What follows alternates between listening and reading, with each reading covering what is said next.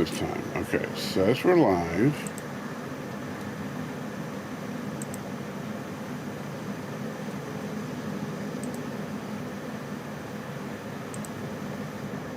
Okay, it looks like maybe. Yeah, okay, it looks like we're live. So let's paste this. Bing. And pin message. All right. So in theory, we're live now. I don't know if it's working and on how many channels it might be live on. But hopefully you guys can see it. Hopefully somebody's out there. If not, this is going to be a really boring live stream. But we shall see.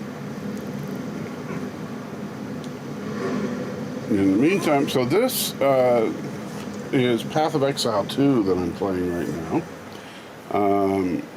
Hey Darren, good to see you. One thing I do like about Path of Exile 2 over Path of Exile 1 is that you can use your game controller on it, so it's a little easier on my very lame lack of coordinated hands. Because the mouse and keyboard thing can get a little tiring sometimes for someone like me. And Mike Richards is here and says Zort. Well, you're close. It should be Zork, actually, I believe. But good to see you, Mike. Anyway, so and Darren, hey, you know, you're always fun to talk to, and you're always such a bright and chipper guy and always supporting me when I need it. So, you know, click on the link and you can join in here. If you're on the, at least on the Nerd Fights one, I know the link is posted there. Darren says Path of Exile 2 is not a free game. Not true. Path of Exile 2 is not, it's okay. And I dropped my controller. Path of Exile 2 is a 100% free game when it is released. It's not released yet. And so what they're doing is, for people that want to donate to support the cause, you can donate like something like 20, 25 bucks, something like that. And they'll let you into the extended beta, which is what this is. So this is not even the complete game, but it feels more polished than Diablo 4 was. And so basically they went into this early access beta test a couple of weeks ago, and they're going to continue it until they decide that the game is done. And so they've already made a few big adjustments to the game. They'll probably make more. But yeah. So I paid to play a free game. Yes, I did. And I paid for it a long time ago. Because I'm a big supporter of Grinding Gear Games. I have given the money in the past for some of their little microtransaction things, like the custom skins and stuff. Not because, I gotta have this skin on my character, but because I wanted to support them and what they're doing. They're offering the absolute top tier game experience, and for people, for whatever price people can afford. And so if you can afford nothing, you can get into the game for free. And Path of Exile 1 is still there for people that don't want to pay for the extended beta Path of Exile 2. And Path of Exile 1 isn't going anywhere because it's also a very different game. And then but if you can afford to throw a couple of bucks in, you can get like a cheap little thing to support them. All the way up to, like, they have these ridiculous like $500 support packs that have all sorts of ridiculously cool looking stuff. But one thing I do like is that while you can spend a ton of money on the game if you want to, nothing in the game changes gameplay. So, like, on this character that I'm playing right now, let me go to a different screen here so you can see him better. All right, so you can see he's got this really cool, like, cosmic-looking armor that he's wearing with the stars and stuff in his face and in the cape and stuff.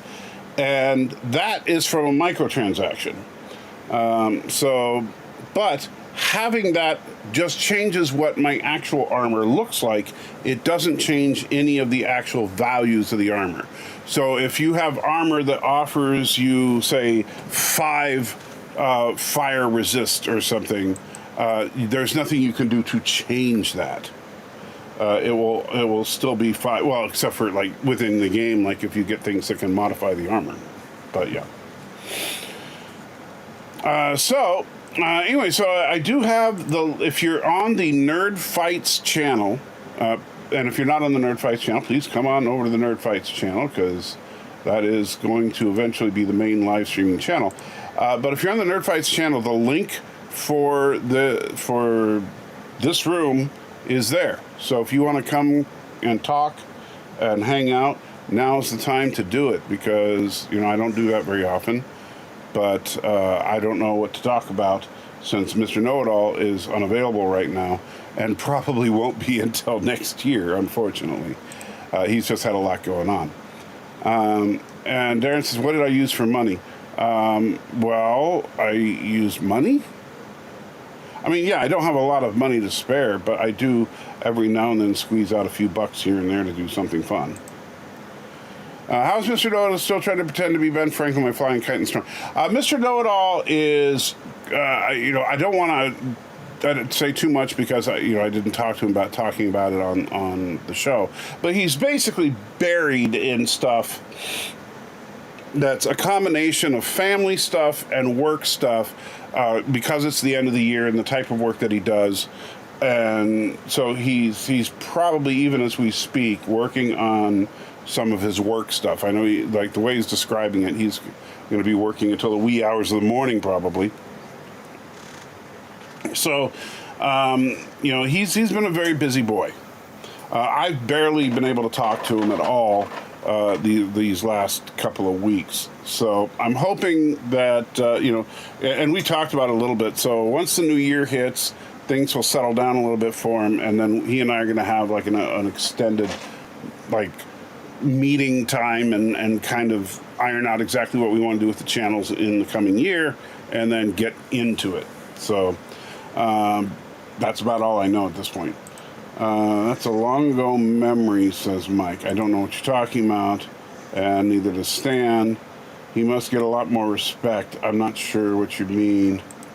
And Mike says off Felter carb. Well, no, but so I'm not sure what you guys are talking about there. All right, so is anybody going to join me, or am I just going to sit here by myself?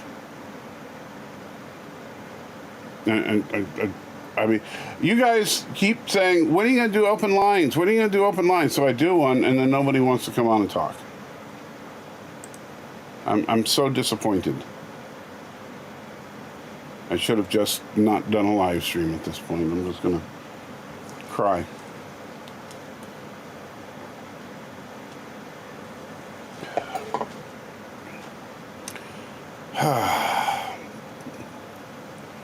Anybody? Even Darren would be welcome at this point. Darren says, "Please cry. You're such a nice guy." Yeah, it's funny because I see most of the people watching are watching on, looks like, the Exposed channel.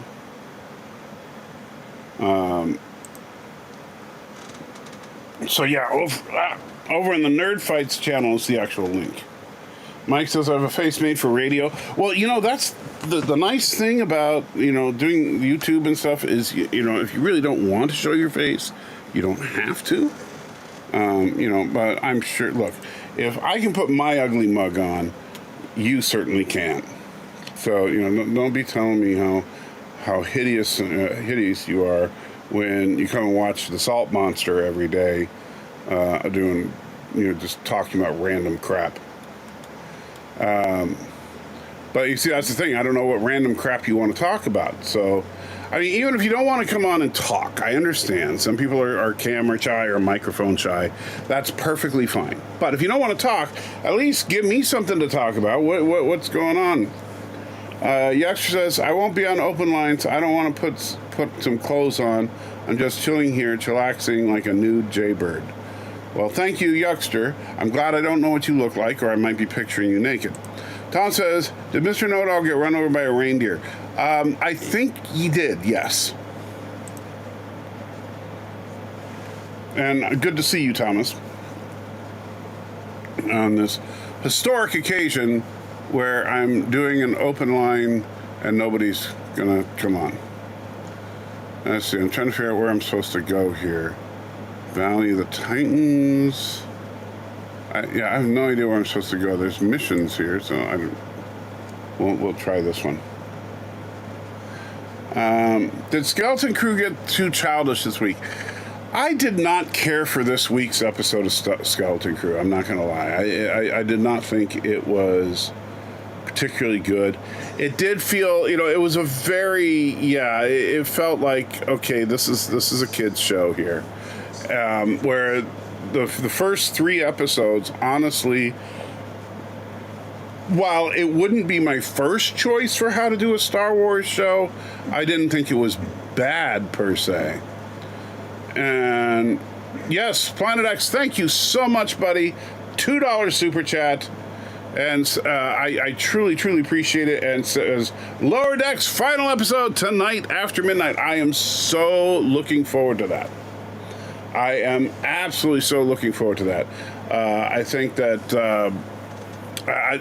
last week's caught me by surprise. I was not expecting them to do what they did with Garrett Wang. And I enjoyed it. So I'm looking forward to see what they do this week now that everybody thinks they're going to die. Darren says maybe Kermit and Chief Cook can keep you company. I haven't heard from... I did hear from Kermit like a week or so ago. I haven't heard from Chief Cook in a long time.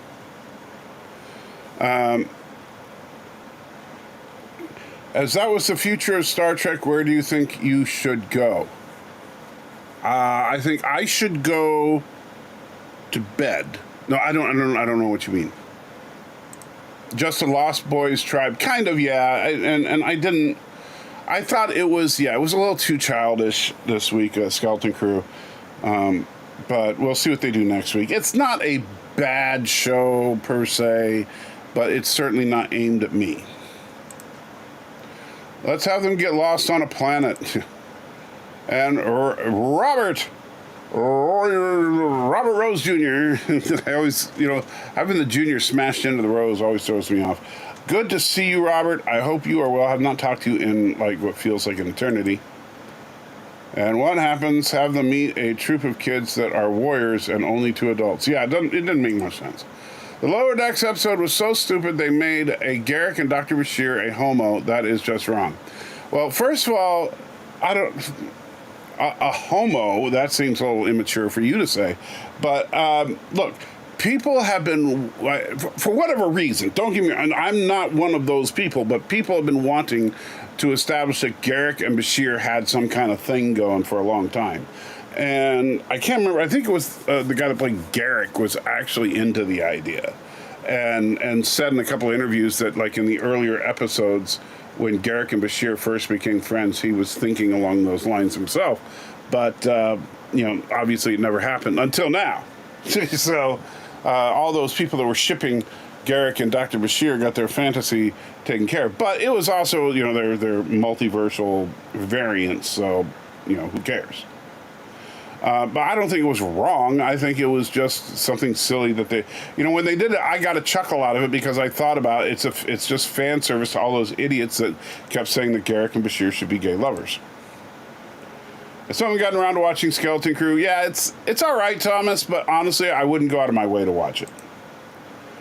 I think if you wanted people to actually hop on, you would have put the link on the channel that actually has some subscribers.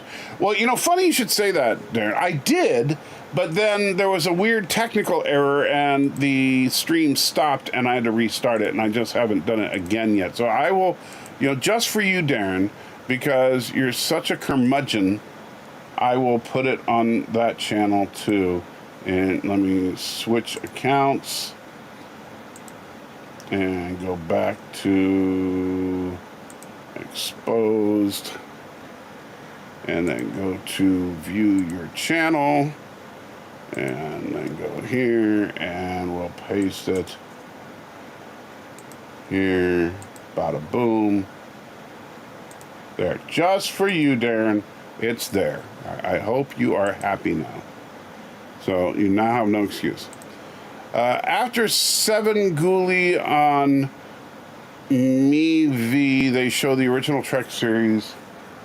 Huh? I assume that's MTV. After seven, I don't know what Seven Ghoulie is. I don't have MTV, so, but I have the entire original series anyway. So, Robert says, yes, it's been a long time. It's been a long road. Hey, I actually almost got that out. He says, you should do a crossover so Skeleton Crew meets Captain Janeway and the crew of Voyager. No, I think it should be a crossover with Skeleton Crew and Prodigy. Because both shows, I mean, like Prodigy is Star Trek Wars and Skeleton Crew is Star Wars Trek. I don't know. It's the same show. One's live action and one's not.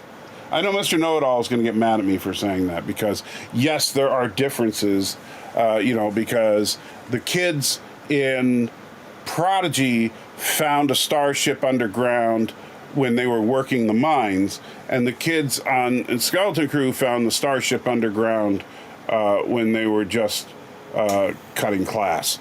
So that's like the difference.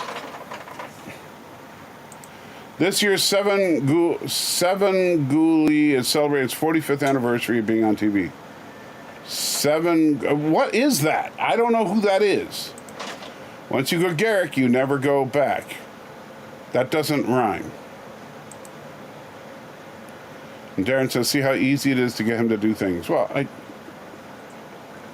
I'm trying to be a nice guy, Darren. Contrary to popular belief, I am a nice guy. You just don't see it because you're a jerk. Uncle Remus, haven't talked to you in a while, says, Me TV is an oldies channel on cable that plays old TV shows like Star Trek. Oh, okay, Me TV. I've not seen it, never heard of it. I don't have cable. Tom says it was nice hearing their voices again. And Robert says, who is Seven Ghoulie?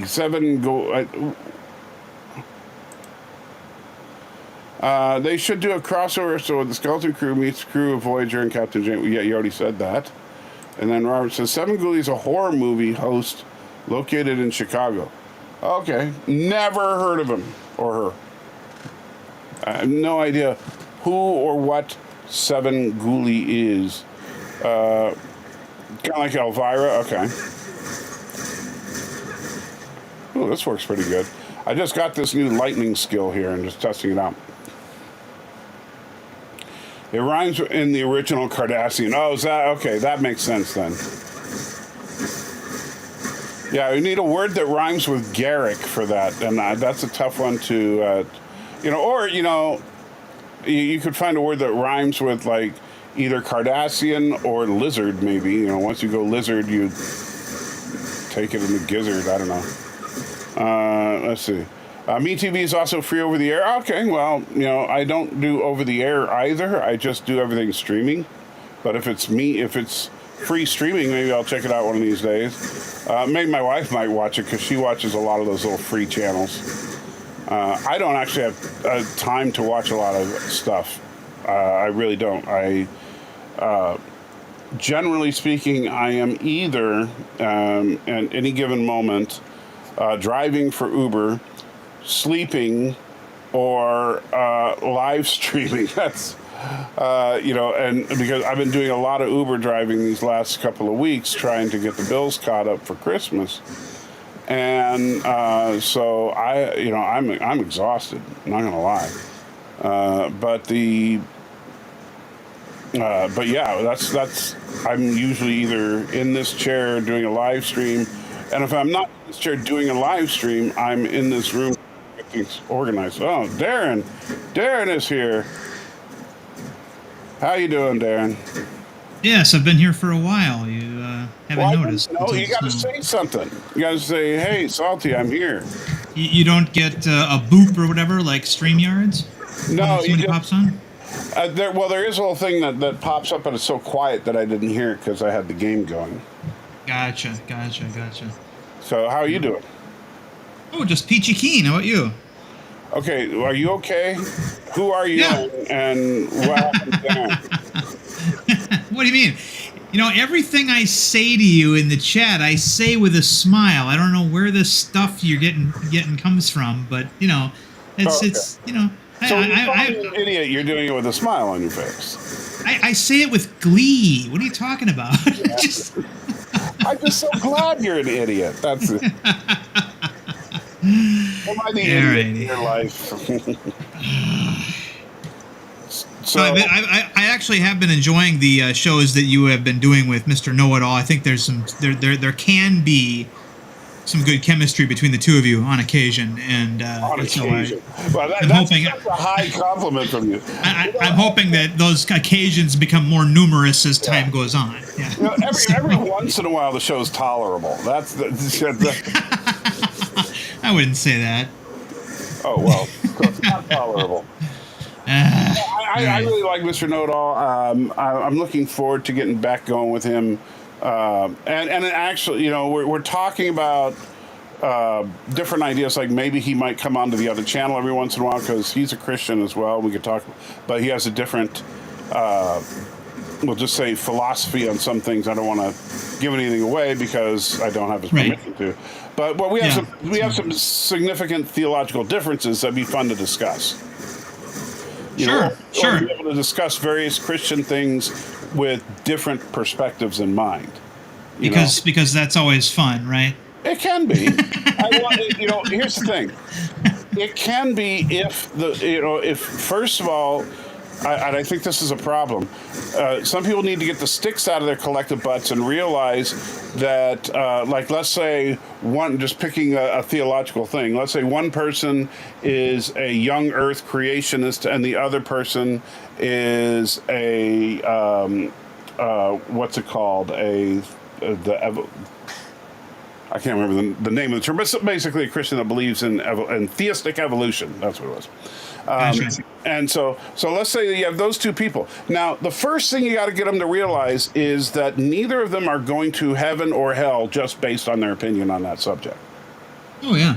And because that's what happens is that you get Christians that get really uptight about some vague or some very, very niche position on something. And they act like, well, if you don't agree with me, you are going to hell. And it's like, no, that's not how it works. You need to read your Bible and understand that, yes, you can be wrong about things. It's okay. Well, I tell you what, if you can make it fun, more power to you. Yes. It can be tough, I'm sure. Yeah. It'll be a challenge. It definitely would be for myself. But no, Mr. Know-It-All is he hasn't been so busy that he hasn't been on X. I've noticed he's responded to some stuff today. Oh, he's on X all the time, but that's because he'll be on X while he's working. Right, yeah, and that's what's kind of nice about X. It almost reminds me of interactive radio, where you can have it on and be doing something else at the same time. Right. Effectively, yeah. But I mean, the thing we were talking about today with he and I were people were on X talking about how this new James Gunn Superman trailer that debuts tomorrow has the Daily Planet globe atop of the building. It's the Art Deco building. People are saying, "Oh, it's the first movie to have that." I'm like, you didn't see Superman Returns. Yeah, they had it there. They had it in that movie too. Real quick, let me interrupt you because Planet X with a $5 super chat. Thank you so much. Says, out of all the abuse they've done to Trek over the last decade, they're driving the final nail in my heart by making the absolute mockery of Section 31. Section 31 looks like a joke to me, literally. Looks like a joke to me. I don't know about you, Darren, but I was minding my own business, behaving myself, gonna watch the episode Realm of Fear on TNG on Paramount Plus, and the trailer for that dog shit thing comes up. Sorry, and I got subjected Tell me how you to really it. feel, Darren. Yeah, I mean, it's like you can't avoid their pitches for shit track. You just want to watch the old stuff. You just want to watch the old stuff, and they throw that trailer in there, and it's like, oh whatever. So I think you didn't like it. Well, I like the the Section 31 that I was initially introduced to, this idea of a clandestine cabal that most people don't even in Starfleet don't even know exists. Like Sloan. Right? Yeah, like Sloan, like even Harris in Enterprise. Yeah, they had this idea that maybe, just maybe, there might be one person on each ship that's aware of Section 31, and it is a secret operative of theirs, so they can keep tabs on all the ships in the fleet. And then of course, they had all these theories in the books and stuff about which crewman in each show would that have been, right? Right. And of course their thing was, that Kirk had to be the Section 31 operative on his Enterprise, and the Enterprise incident. Because of the Enterprise incident and a few other things, and then they suggested on TNG that it was Mr. Mott, the barber, the Bolian barber, which I actually like that idea, but it's not in continuity or anything. But no, the thing is, they didn't make the series that they were talking about making, but they did apparently make this movie, and I think it's fine that they made the movie, because that means that Mercer was right all those years and you were wrong. That you kept saying that they would never make a Section 31 show. No, it's Daniel's Hot Topics, not Mercer. Daniel's Top. I'm sorry. Yes, I get those two mixed up once in a while. Yeah. But no, and of course I'm only kidding when I say that too. I mean, obviously, you say it's never going to happen, but I'm right too. I am right too, because the series never happened. Right. The series never did happen, and you could have very well been right at the time you said it too, that they would never make a Section 31 anything. But I think this is what do you want to call it? An acceptable draw. That they did it. They had obviously partitioned off the money for it, and if it's bad, which I don't think there's any reason to suspect it could be in any way good. Mm-hmm. That just means that pulled more money away from another show that might be better. Like as much as I don't like the general premise of Strange New Worlds, I do like some of the episodes in Strange New Worlds. I do like some of the things there. It's not consistent, but I don't want that show to die necessarily. I like it. I like Anson Mount when he's not being talked back to by the members of his crew. I like Ethan Peck a lot. I think. Ethan Peck is pretty good. I enjoy him. I definitely think he's a better Spock than Quinto was. And, I do. And I got to say, and I don't know if you heard me talk about this before, but when I met Ethan Peck a couple of months ago, and he's just a really nice guy. Yeah, well, they've got active shows they have to produce, they're producing. So, I mean, like you said, when you went to try to talk to Trip Tucker and Reed, they blew you off. Right. And it's like, yeah, I can see that. Wait till Strange New Worlds is no longer actively being promoted, and try see if they're still nice to you then. I don't know, 'cause I think that it has to do, the personality of the actor comes through a little bit. I think so too. And as I do think, I think part of it, I think maybe with now you made me forget the actor's name, with Tucker and Reed. Right. I think the thing with them is that it's been a long, not trying to sound like it's been a long time since Enterprise was on, and they both tried for years and years and years to get something going. And they did. They kept getting shot down. And so I think part of that is just built-in cynicism at their age. Mm-hmm. Yeah. Michael Dorn pitched many times to Paramount for a Worf series that picked up after Nemesis. Right. And he kept getting shot down too, because Paramount was planning on licensing it out to others, Mad Robot and stuff, and they just couldn't. They weren't going to start producing their own Trek anymore. They're going to have other people do it. So he's a little bit conscientious of that as well. But those guys, you got to feel for them a little bit. In their shuttle pod, or what is it called now, the Decon Chamber show.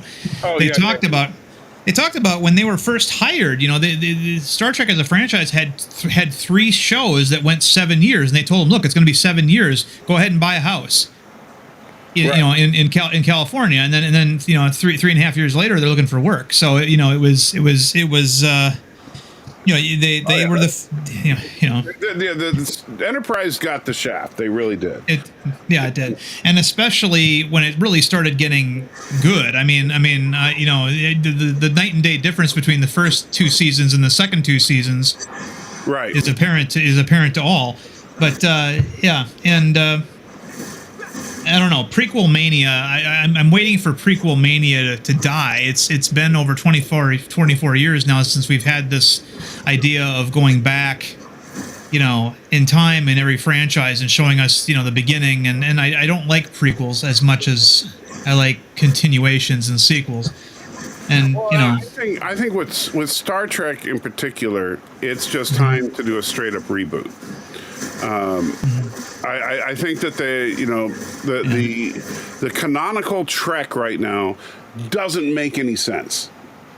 If you put all the shows side by side, and it's like, and this is what Star Trek canon is. It's like no 2 shows don't contradict each other. You know what I mean? They're right. Yeah. I mean, at its best. I mean, in TOS, which again is the granddaddy of them all, the one we all have the most respect for.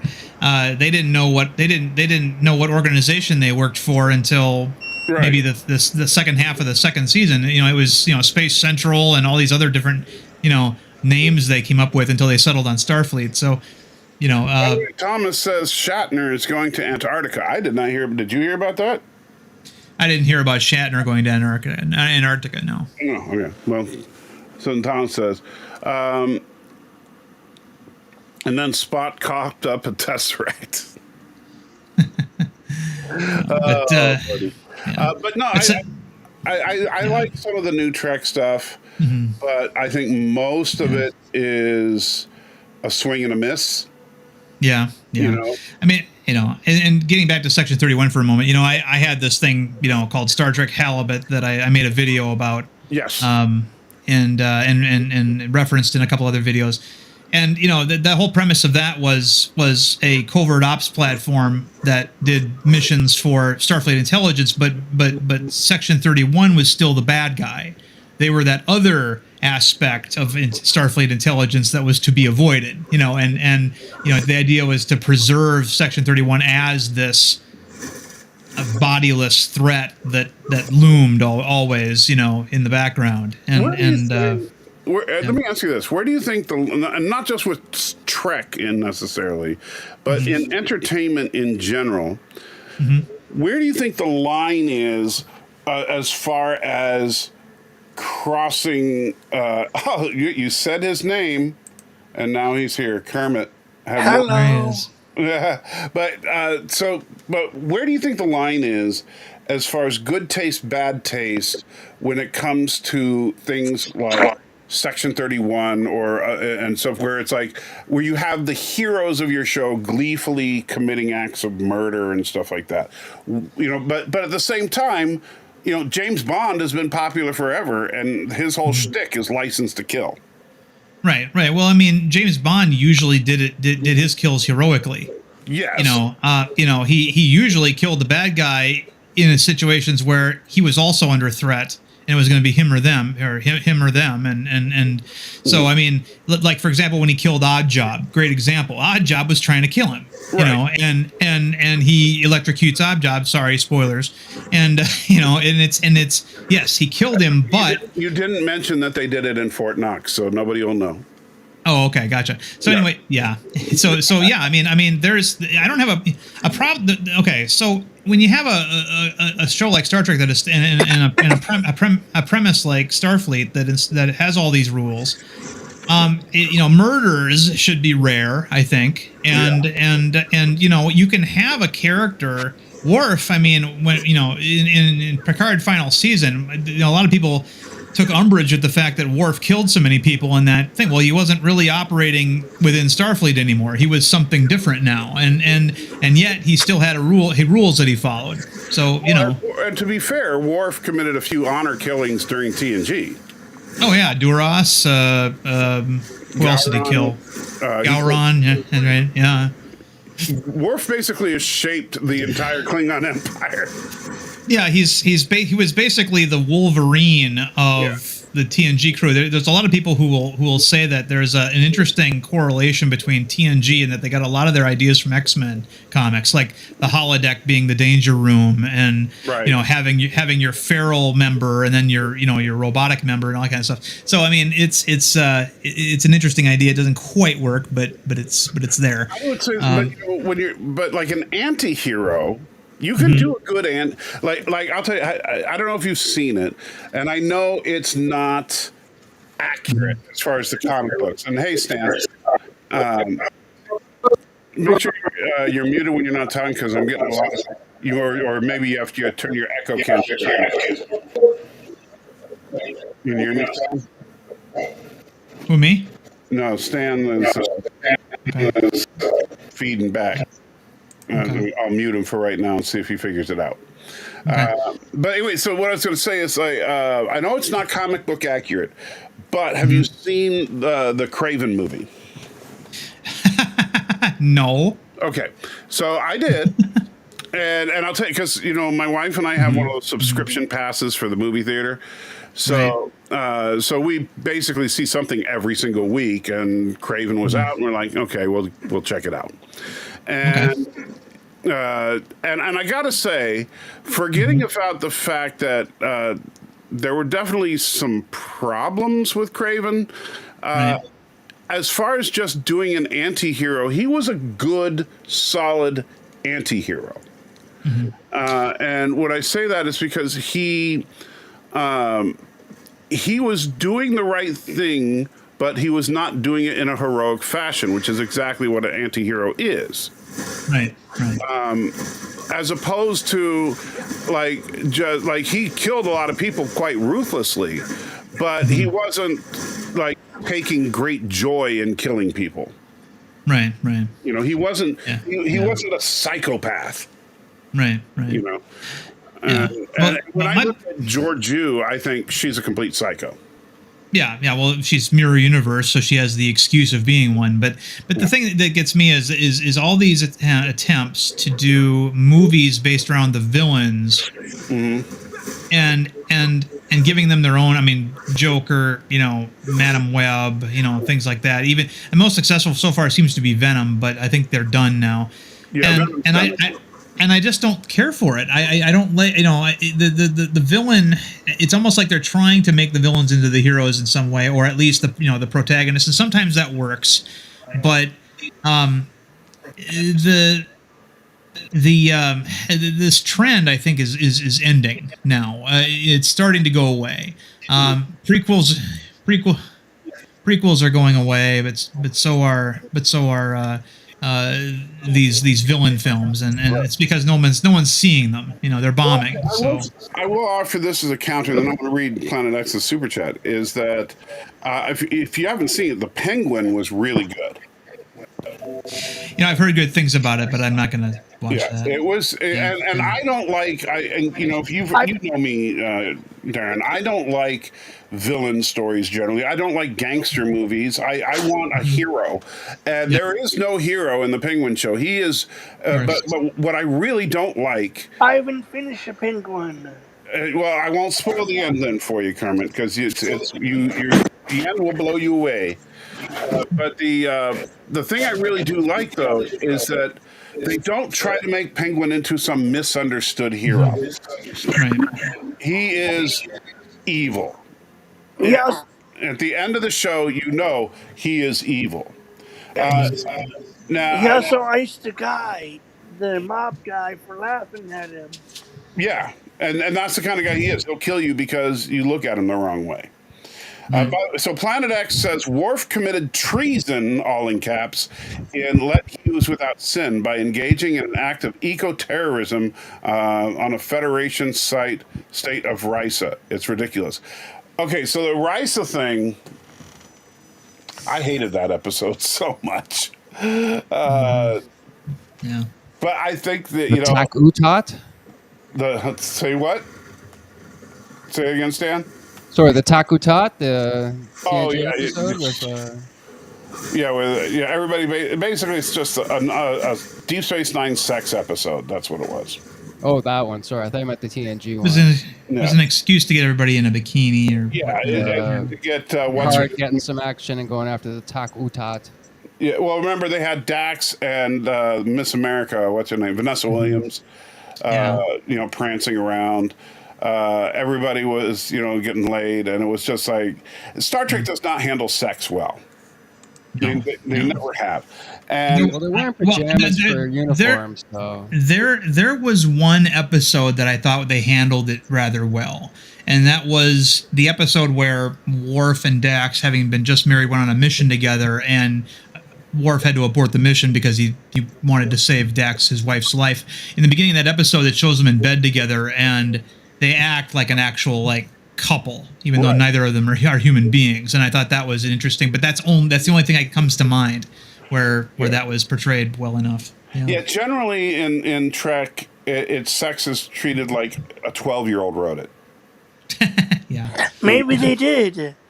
You know what? You might be right. It might be like Rick Berman was going to his son or something. Say, hey, write an he episode. was famously involved with the 7 of 9, wasn't he? There was. I don't remember if they were married or gonna get married, but Dax and when Dax and Worf were united in one of those episodes. Yeah, they keep breaking bones. Yeah, he's like, when they go out, Ashira has to together, keep patching he's them like, up. don't break anything. Yeah, I just think that's really stupid. That's all I can think. Every time they deal with that kind of stuff, it's like if Klingon sex is that violent, how do Klingons reproduce? Right. They Well- kind of Well, it's make like the it so episode that with the Klingon kind of talk about engineers, it when right? Where Worf they're was available. Yeah, looked down there's a on lot by of the rest things. of the warrior society. Yeah, there's a lot of things about Klingon society that if you think about it longer than 10 seconds, it wouldn't work. This doesn't make idea that sense, they're, and it wasn't until Enterprise we found out that there was a warrior caste and that there were other castes of Klingons. But, course.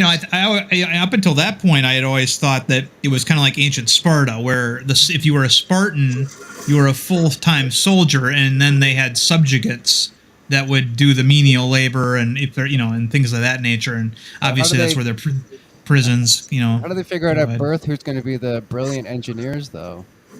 right Tell who's going to be right. the strongest baby, but who's going to be the smartest baby? That's kind of hard Yeah. to tell at birth, right? They do have Yeah. Klingons have school, right?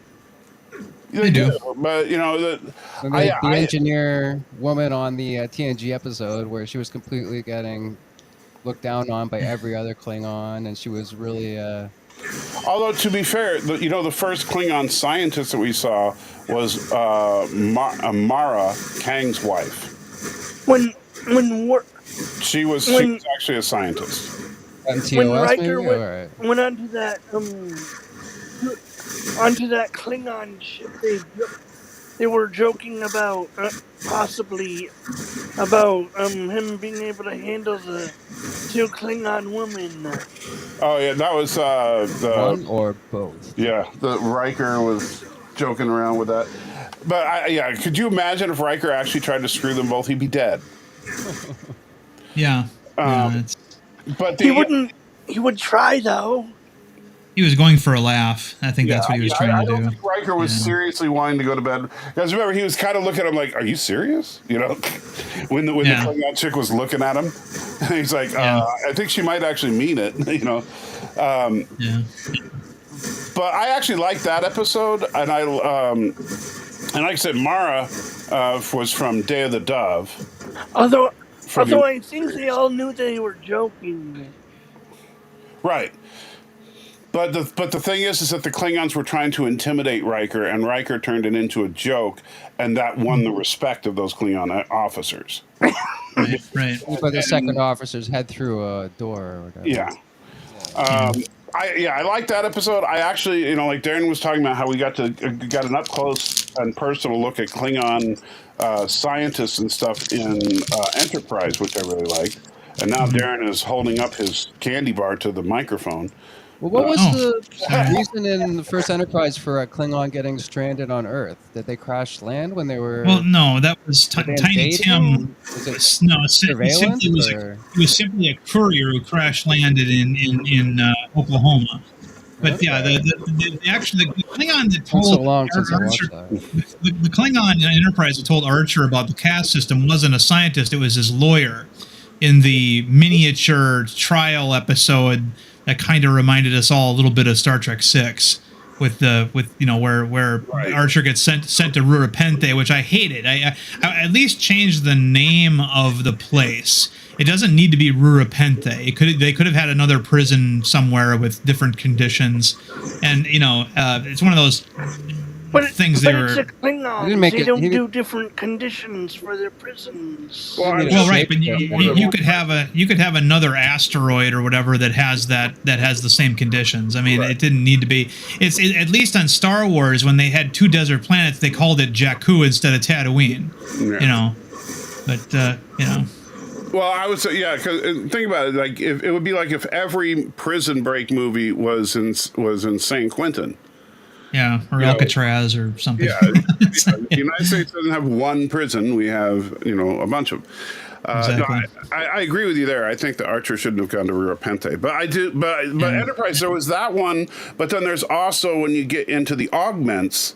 And you really get a deep dive into some of the Klingons, and yes, in fact, the one guy was talking about how he was looked down upon by his family because he chose science.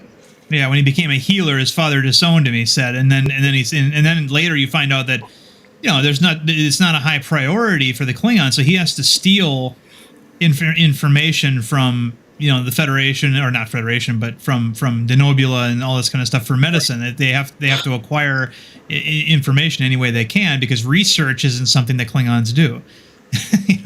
Well, they even touched on that a little bit in the last Lower Decks, or the one before that, with the farmer Klingon and the other one who wanted to go out to space. Lower Decks. Yeah. The other one who wanted to go out to space, and the farmer Klingon. Yeah. A little bit of. I think we need more farmer Klingons. Well, yeah, if you remember the Deep Space Nine episode where the Defiant crew met their ancestors in an alternate timeline, and the Klingons, descendants of Worf, weren't farmers. They were hunters, and he convinces them to help them, garden basically. Basically tells them their enemy is time, and they need and that was the war they were going to fight. Interesting. What about where he tries to rescue all the Klingon, the war prisoners, whatever? I think that they're still under control of who was it? The Cardassians or whoever it was in Deep Space Nine? Yeah. Worf goes in to break them all out of their prison, and they're all happy there, and none of them really want to leave. because they're not warriors anymore, and he teaches them all to be warriors. Yeah, I remember that one. Yeah. It was a season 6 episode. Does anyone know how long all right, it was later on in the show. That's Klingons probably live? yeah. They live a long Give Worf time. something to do. Does anyone know how long Klingons live? About They live 200 long. Yeah, they live about the same length of time as Vulcans do, because Kang, Koloth, and Thor made it into Deep Space Nine. So, Yeah. and they were from Kirk's era. So, But most Klingons don't live that long because they want to die with They honor. want to die with honor. right, Yes. right. Well, most Klingons old don't age. want to live it like that. But even Kang, or not Kang, Kalos? No. The Kor was the one played by John Calicos. He was the one who died in the last season of Deep Space Nine. Yeah. He was actually going senile. He wasn't. You're not supposed to live that long when you're a Klingon, and he was starting to show signs of senility. Yeah. And I love that episode because he doesn't die on camera, but he it's one of the better Klingon episodes of all of Star Trek was that one. So I like the funny thing is, Well, it has a symmetry with the Vulcan episode, right? With Sarek losing his mind as well as he got older. well, he had a The disgrace disease. of a Vulcan losing his mind, and the disgrace of a Klingon losing his ability to fight. Yeah. Family. Because he basically had a psychotic episode where he took command of one of the birds of prey, and and started telling his communications officer to send a message to Kang, who's been dead for years, and it was that's when he didn't realize who they were fighting. He thought they were fighting the Federation again, and it was not the Dominion. And so it's never over. It's never over. It was an interesting episode. That's when you, as a comms officer, flashbacks. Retire the captain.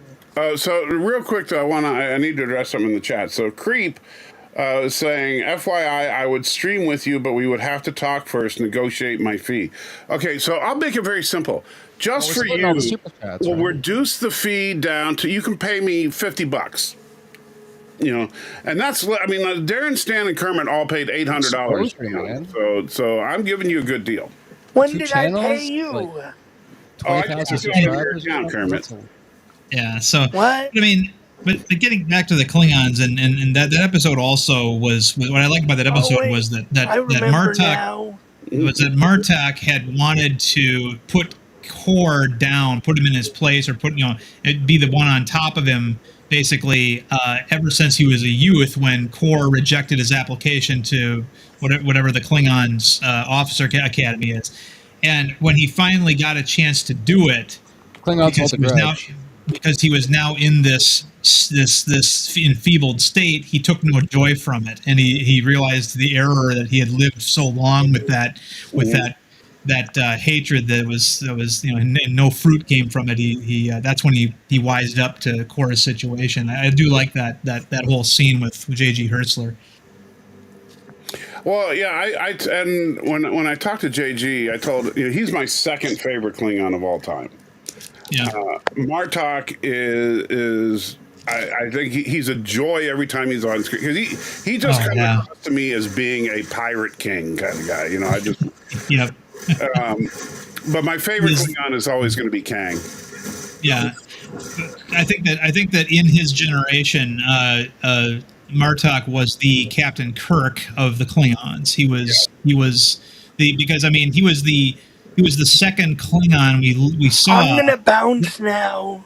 All right, Kermit. Kermit. Well, how long was he being held at that? I've had as much Star Trek talk as I can. That's all right, buddy. Take it easy. I contributed tonight. All right, great. So you saved him from the Dominion. Yeah. Good night, everybody. Right? Good night, Kermit. Oh no! Martok was the second Klingon captain we'd ever seen who actually seemed to know how to fight effectively in a bird of prey. Yeah. The first was Worf's brother Kern in the beginning of Redemption Part 2, where he destroyed two other birds of prey with a solar flare. But then you had Martok, who seemed to, you look at how three Jem'Hadar Beetle ships took out a Galaxy class right away, the Odyssey in their first appearance, right? And then Martok is able to easily handle a 3-1 disadvantage over the Jem'Hadar later on in his Bird of Prey, which Bird of Prey up until that point was always a cannon fodder ship. It was always the ship that was there to be destroyed by the hero ship, and suddenly he's kicking ass all the time. Although, to be fair, Krug seemed like he was a competent captain. Krug, let's see, that would be Christopher Lloyd, right? Yeah. Christopher Lloyd seemed competent, you're right. I think it was his men that were stupid. They didn't recognize a countdown when they heard one. Now, his men are idiots, but... Yeah. So, get out of there! It's like he figured it out right away when he heard the thing. He's like, you idiots! The computer is the only thing speaking. Bridge rocks are falling. Yeah. So... Yeah. Here's a hint. If you walk into a room and there's a panel and it's going 10... 9. Leave before it hits 0. Even if it's in foreign language, even if it's like Führendreisig, Sekundreisig, that kind of thing. It's like you know what a countdown is. The funny thing is, like, they did it so well. If you go back and watch the original Predator. Yeah. Because when Arnold saw his little wristband and he heard the sound going, he knew it was a countdown. Yeah. He knew it was a countdown. Yeah. He's like, okay, I'm out of here. Shorter and shorter. Yeah. Or I think there was another count. There was another countdown that was in an alien language in Star Trek. I think it was either in the Iconia episode or it was in or either that, or it was in the one in the asteroid belt, Booby Trap. Yeah, but Interesting how they displayed the shields. They had the shields on the monitor as a dotted line that surrounded the ship. And as the shields went down, the dotted line sort of collapsed. So it wasn't Right. the shields just completely lost power, overall. Yeah, well, they sort of collapsed in sections or something. I'm not sure how how that actually is supposed to work. It kind of goes back to if you go and look at the ideas behind the original Constitution class, is that the shields, there were individual shield generators that would protect sections of the ship. And so that's why they would say we took a hit on shield number 1. Right. And so shield number 1 might be low on capacity, but the rest of the shields are fine. Yeah. And if you look at oh gosh, I can't. Maybe Darren can help me. I can't remember the name of the episode. The one with the Vendorian from the animated series. I don't even know. Huh? What? Do you remember the Vendorian? I didn't watch the animated series, but what are you talking about? The animated series? Or you talking about a different series? No, I'm talking about Star Trek: The Animated Series. You haven't seen? Okay, you sorry. Vendorian. I don't know Vendorian. So there's a creature called a Vendorian, which kind of looks like a floating octopus. Oh. Right. And they can shape. Don't all octopus float? Well, except that in the air. In the air. In the air, yeah. That's right. And he was a shapeshifter, so he could turn into anything basically. And at one point, they were under attack by Romulans, and the shields have been sabotaged or however. Sabotage. And sabotage. I say sabotage. And so the Vendorian shapeshifted into a shield. And so because they said they only had one shield, but it was directly in between the Enterprise and the Romulan ship, and he took the hit for them. But the idea was that, like, if you look at the original, like if you've ever seen like the model kits and stuff for the original Connie, there's a grid pattern along the top and bottom of the saucer. And that grid is supposedly the actual deflector shields. And so it would project outward from that grid and protect that section of the ship. But then when we got to Next Generation, visual effects changed, so they turned it into a bubble. And so as far as Next Gen is concerned, the shield should either be up or down. There should never be like this shield is damaged, but this shield isn't. If it's just a bubble. If it's at 50% shield, does 50% of the energy get through, or is it? I mean, it's kind of weird how that works. Vague on that because does it deflect 50% of the torpedoes? Or? Well, the idea, and this is the problem is that they're not very consistent. And this is like when we talked earlier about continuity in Trek, they should reboot it because there is no continuity in Trek. But the idea, a technical manual. That thing's out of date. Yeah, but it's a great book. The original technical manual I love. But the idea was that the shields would deflect anything that came in, whether and like physical objects would just bounce off of it, and energy would be absorbed by the shield directly. And so particle weapons like phasers and disruptors would be absorbed by the shields, and torpedoes would just bounce off of it. And so what you did, a strategy was, you kept hitting a ship with shields with energy weapons to overload their shields. And so once their shields were down, then you fired your torpedoes, which actually torpedoes pack a lot more punch than phasers, but they're useless against shields. And so once you got the shields down, one volley of torpedoes can take down a starship. Well, a lot of writers seem to have had a different take on the whole effectiveness of shields against torpedoes as well, because I mean, they're basically an omnidirectional explosion, just like an actual torpedo would be. And the idea that you weaken phasers with phasers first before using torpedoes, I like the idea, but then again, if they pack that kind of a wallop and you got a lot of torpedoes, why not, just start out with torpedoes? Because oftentimes on TNG and other shows, that's what they do. They fire the torpedo. It's like what we were talking about, how phasers were so little used in the movies. It's like the first time we saw when the Enterprise D fires phasers on the bird of prey in Generations, that was the first time we'd seen any Enterprise use phasers since Star Trek II. Yeah. Oh wow. And that's because torpedoes are a more inherently suspenseful weapon. They take time to get to the target. Are they going to work? Are they not going to work? That kind of thing. One-shot kill sort of thing if they hit properly. Right. Yeah. Right. And so phasers. Honestly, I like the phasers in Star Trek II. I liked the part where they, phasered. How did Starship or even any alien where they phasered energy weapon the nacelle from the Miranda? Yeah. How are they not able to easily destroy the torpedoes coming in? If the torpedoes are falling, and that's another thing too. Let me say something real quick there. I'm firing 6 torpedoes at you. It's pretty easy to destroy those with your phasers. It's in the script, and they said the lines, but kind of awkwardly in Star Trek II. When Reliant swung around after the first phaser attack and caught them by surprise, Reliant swung around and fired a torpedo at them. And what did Kirk say? He said, divert all power to phasers. Not to shields, to phasers, because he wanted to blast that torpedo, but then Spock said, you're too late. Yeah, exactly. That's one thing. Sort of thing, right? The one thing that I think they should have had on Enterprise was some sort of countermeasure or close-in weapon system. Yeah, because what's his name? Alec Peters over at Star Trek Axanar, he had it. He had like these pulse phasers that acted like a phalanx system for incoming torpedoes when they showed the 4 Years' War. But the thing is, like a submarine has this thing called countermeasures, which you launch in order to confuse an incoming torpedo so it doesn't hit you.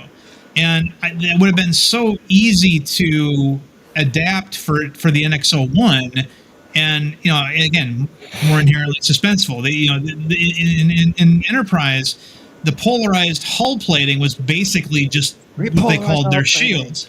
Yeah, it was just as effective. It had just the same exact effect as shields in the script, and we never understood how hull plating be restored. What did they do in between fights to get the hull plating back? Because hull plating is physical, right? It doesn't, I never liked the hull plating thing. They should have they should have come up with something else. Yeah.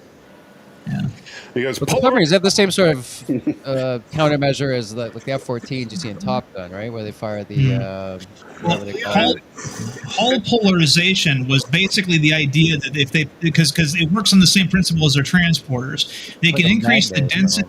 They can increase the density of their hull plating by putting a current through it, basically converting energy into matter temporarily. And that's how they did it. They would augment the density of their hull with energy. That was polarizing the hull plating, and it was a neat idea, but it was never really explained very well. And polarizing, I thought positive, negative, like somehow they were deflecting the energy of the incoming blast or something by But even with reversing their polarity or something. The problem there is that it still makes no sense that hull plating would be down to 17% or whatever. It's like you can rebuild it with electrical charge. It's either on or off. Yeah, it was not a well thought out idea. No. And they needed to make it less effective than the Enterprise. EOS shield. They did. And there were ways they could have done that would have worked that they didn't do. Yeah. Honestly, I think they should have done it more like they did in season 3 with the Xindi War, and just have the ship take damage. Exactly.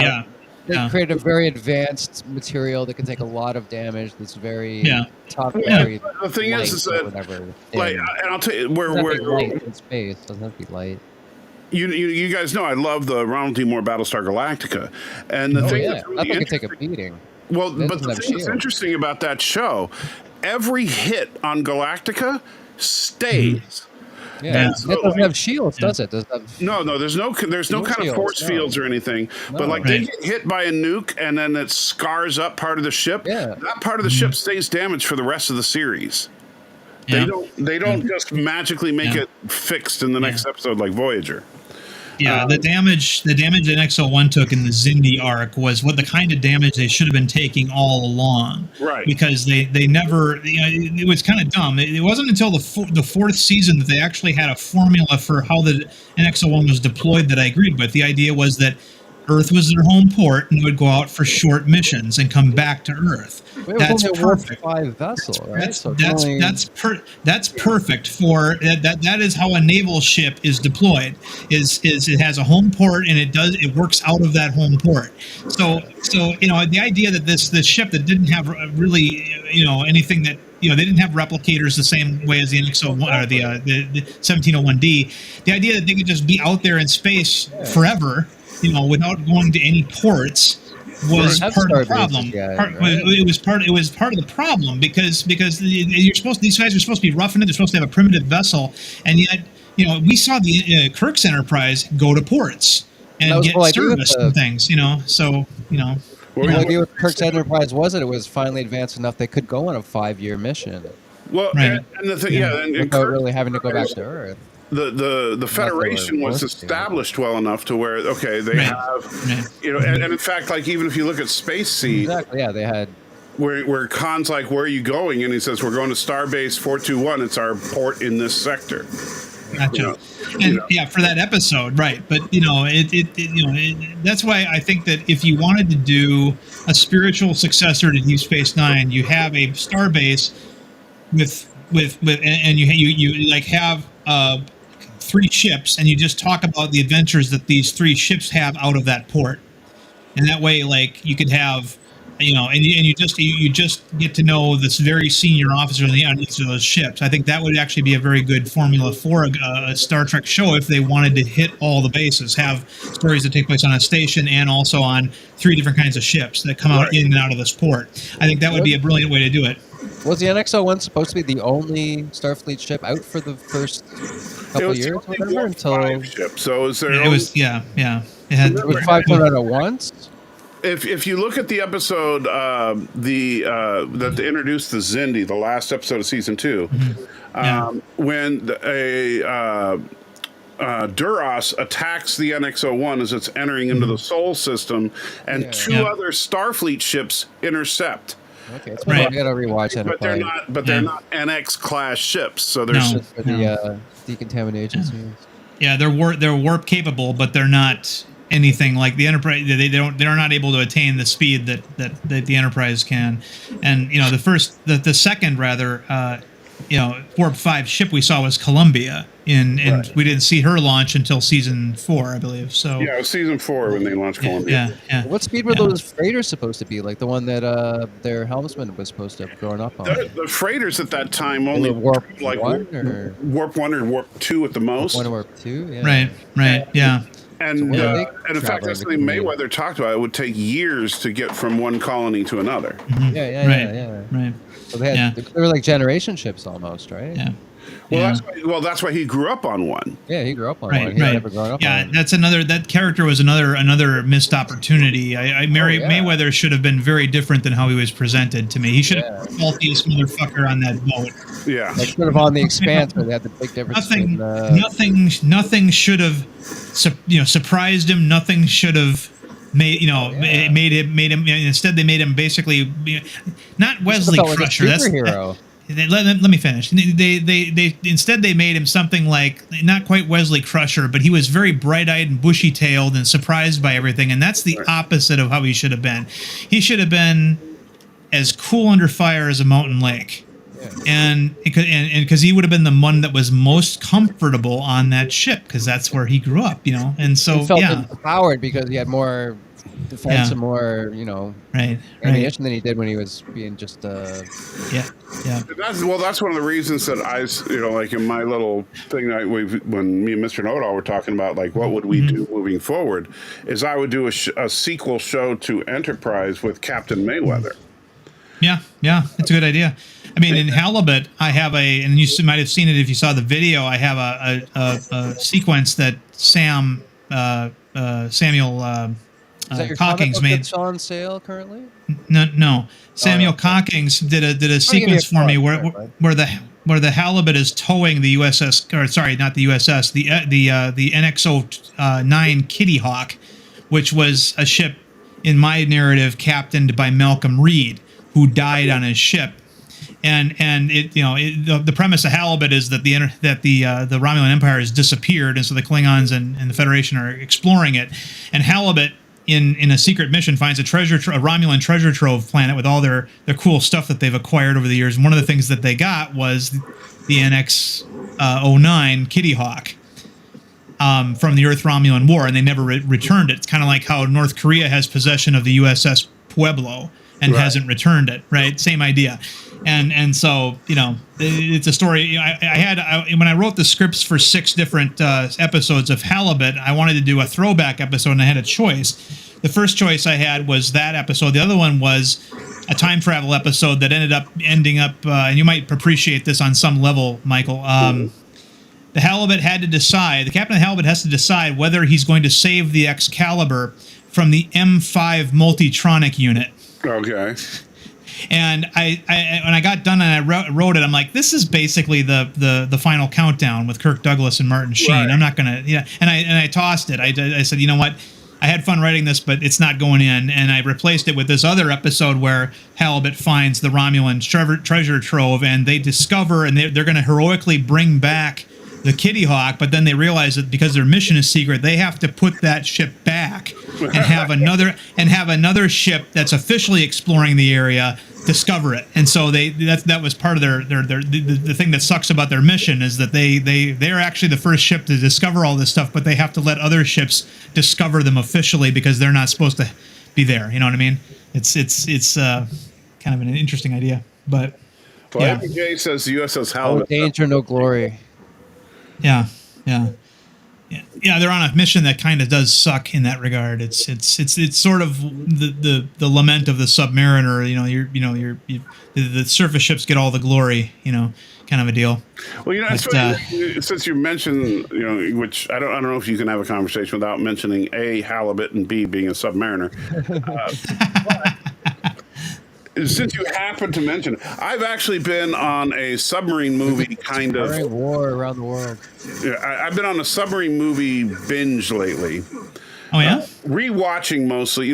I know you hate it, but watched Das Boot, Hunt for Red October, Das Boot, Hunter Killer. Which is actually a fun movie. Like U-571? I enjoyed Hunter Killer. I didn't think I would, but I enjoyed it. Yeah, flaws and all. What's the one? Is Matthew McConaughey a good Submariner? When I first saw U-571, I thought it sucked, but in retrospect, I think it's a pretty good movie. U-571. Is it good? I like World War. At the time, he shaved his head for it. Okay. What? All right. So U-571, I saw it in the theater, and there's a couple of historical problems with it, but when I take off my Submariner hat and put on a civilian hat, it's a pretty good movie. Let's wait. Which one was U-571? The one with Matthew McConaughey and his crew. They have to. And I'm a sucker for this. You know this. I'm a sucker for this kind. Right? I'm a sucker for this kind of story where they have to get a damaged U-boat functioning again and to get out of a sticky situation. Anytime. That's why I like Star Trek Beyond, even though I don't. I shouldn't like the movie. Did you like K-19 then? The Widowmaker. I mean, I enjoyed it, but it's also it's fact-based fiction. The actual K-19 ship had all those problems, but not on her maiden voyage. They condensed everything that happened to it in its first year and a half of operation into one mission. Right. So that was the big thing. But I want to root for Harrison Ford. I don't want to see him scowling and being a dick Harrison Ford redeemed himself as the captain. Yeah, I think that the part that I almost threw something at the TV when I watched it when Liam Neeson when the Russian and this is a lot of truth in this, the Russians left port without any radiation suits for Right. repairing the reactor. They had to. So Liam Neeson hands them chemical suits designed for a chemical spill, Knowing and tells full them well these, that was gonna no, do yeah, that. those aren't going to work. Is tell them these will help, and when they come out of the reactor, they're Chernobyl. Stan, let me speak, please. Now, when he comes out of the reactor after having repaired it, he's like barfing up organ meat. Right. And I was just like, because that's what they told us would happen, if we had really bad radiation exposure. And so, Well, the thing is, I mean, I don't know. You might not have liked that they did it, but I think he did it because he cared about the crew morale. Oh yeah.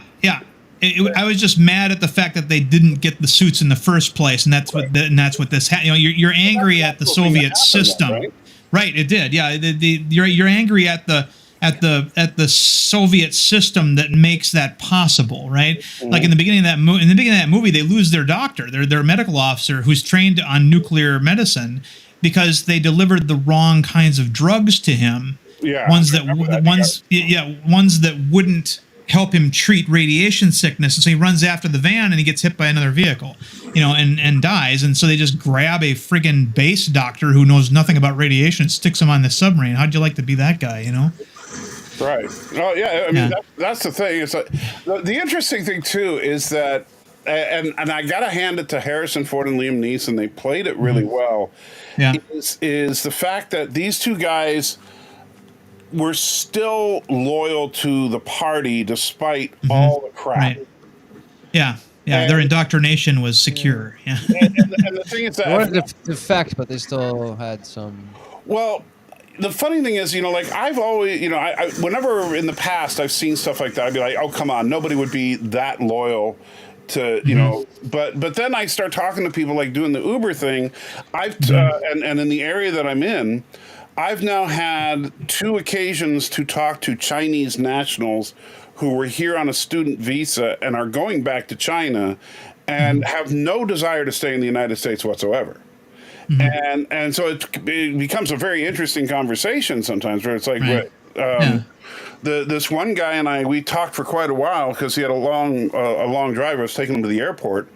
And I was like, oh, so you're going to visit families for the holiday? And he's like, yep, flying back to China. I'm like, oh, crap. But we talked about, like, he acknowledges that the biggest problem in China is the lack of personal freedom, right? Right. And in fact, the reason that he's a student in the United States is because, and a lot of Chinese kids come to the United States to go to school, because in China, you take an aptitude test, and whatever you score high at, that's going to be your career, and there's nothing you can do about it. Like skeleton crew. Huh? Like skeleton crew. Exactly. The way that they do it on Skeleton Crew is actually how they do it in China. And but then if what parents will do, and actually whole families do this, is they'll pool their resources to send one of their kids to the United States to go to school. They can take whatever major they want because they're in the United States. When they come back to China, the party will give them a job in that sector because they're educated. Right. And so it's the way to kind of get around the lack of choice is to get a student visa. And so what he was saying is, he does think it's a shame that they don't have that choice, but they also don't worry about homelessness. They don't worry about joblessness. They don't worry about getting food. All that stuff is secure. And so like in the old thing about liberty versus security, they have, and I never really thought about it this way, but the Chinese citizens, for the most part, feel a great sense of security that we do not. Right. And I thought that was really interesting conversation. Yeah. Yeah. Hey, quick question. Off the top of your head, Michael, do you know what General Order 7 is? Ooh. Dang it. Not Starfleet General Order 7, not U.S. Army. UCMJ? Oh, God. Yeah. Starfleet General Order 7. Man, I haven't General Orders in years, man. I don't know. Okay, General Order 7. No starship under any conditions is to visit Talos 4. Oh, yeah, right? yeah. It's the only death penalty. Yeah. So I'm fascinated with this idea, and I didn't make many Star Trek videos this year, but I'll be starting again here soon. And my idea is that General Order, by the time we get to the Next Generation era, General Order 7 has opened up to include a list of planets that you're not supposed to go to. And what would those planets be? You know, so for example, the planet that Armus is on, for example, you know, the one that the one that the Dowd lives on, the one from you know, for example, that destroyed the Hushnok. You know, having fun listing all the planets that could now be in General Order 7. You know, do they you know, and I'm discounting, of course, anything that they've explained in Lower Decks, because I don't consider Lower Decks to be canonical in any way. But you know, so you know, so for example, the planet that the Enterprise went to, where there were ghosts in the storm that it possessed Troy, Data, and O'Brien. Right. And you know, that's a penal colony where you have disembodied people, you know, in there. So obviously, yeah, don't send any ships there, you know, that kind of thing. Yeah. You know, so there'd be a lot of planets that would be on that list, I would think, by the time we get to, you know. Yeah, so General Order 7 would have to be rewritten as no starship shall visit a planet classified as and given a name. Yeah. Yeah, possibly. Or just have a list. I mean, you know, it's just, They're eternal souls just drifting in a storm? Yeah, that's a mess up. Or are they supposed to die eventually? Or we don't know. We don't know. The whole point of the punishment is that you never die. Yeah, yeah. That's And even worse. Yeah. The other video I'm kind of also working on simultaneously is, you know, TNG villains that would have made good villains in movies that never got the chance. You know, guys like Jairus Anyo, the guy who had the collection and he wanted Data to be part of his collection. I think that would be a good one. Yeah. Ardra, you know, the weapon at the end. What's that? Is that the one where Data fired the weapon at the end? Yeah, the weapon. Yeah, and it was your weapon was discharged. Yeah, that's a bit of a mistake. Yeah. And Ardra, for example, who tried to con an entire planet into thinking she was the devil. I think that would have been a fun one. You know, the idea being that maybe, you know, a bunch of villains would get together, right? Like a cabal of villains. Like, you know, throw in Moriarty. Obviously, I think Moriarty would have been a great villain to have in the movies, but we never got it. Sela, obviously, you know, should have been. Yeah, I'm disappointed Sela never made a comeback. Well, I had heard that in Nemesis they actually wanted Sela to come back, but she couldn't do it, and so that's why they had the Natra character played by. So Sela was going to have that redemption arc. Yeah, a bit of a redemption arc where she was in command of the Voldur and was trying to help the Enterprise E. You know, that actually would have been really cool. Yeah, it would have been. I think that would have been cool, but instead they had Diana Meyer and Dina Meyer, I guess was her name, playing Dinatra instead. And she wasn't bad, but I think if it was Sela, it would have been more impactful. Kind of like how originally they wanted it to be Savick in Star Trek VI. It was the traitor. Right. And I know that you know, Kirstie Alley didn't want to do it, but I think it would have been awesome. Well, Kirstie Alley didn't want to be in the sequel, the immediate sequel. Robin Curtis also didn't want to be the traitor either. And, right, but I remember, but Nicholas Meyer, I think it was Nicholas Meyer in an interview I saw. He said he wanted Kirstie Alley to come back, but she refused. Yeah, well, when you're 300 pounds, I mean, you know. I don't think she was 300 pounds at Star Trek VI time, was she? You're right. She wasn't, because when she was in that Christopher Reeve movie, Village of the Damned, she was still looking pretty decent. Yeah. So yeah. Precious actress. You got lots of other roles after that one. But yeah, I mean, another villain that might have worked. You know, we couldn't really get Tomalak back because I think the actor had died by then. But the Rasmussen character might have worked. I mean, there's a whole bunch of villains that might have made really good. Not so much. I mean, like Lursa and Bator, right? They came back for the First Generations movie, and they're not really good enough to be actual villains. They were foot soldier villains working for Soren. Right. And I think that you know, that's my least favorite kind of villain that comes back for a movie is somebody who's just a pawn like that. But that's all they really are good for. That's the problem. That's right. They weren't smart enough to be effective villains. I mean, they were just ambitious, and that was all. And then once they lost it, there is a loose thread though, and it's very interesting. Lursa and Bator appeared on Deep Space Nine in the first season. Right. They were guest stars, and then they also were in TNG in their final season, where it was revealed that Lursaw was pregnant, but we never found out what happened to her baby or who the father was. And it was the episode where the Alexander from the future came back to the past to try to convince Worf to train Alexander to be a warrior. You remember that? Yeah, you remember that one?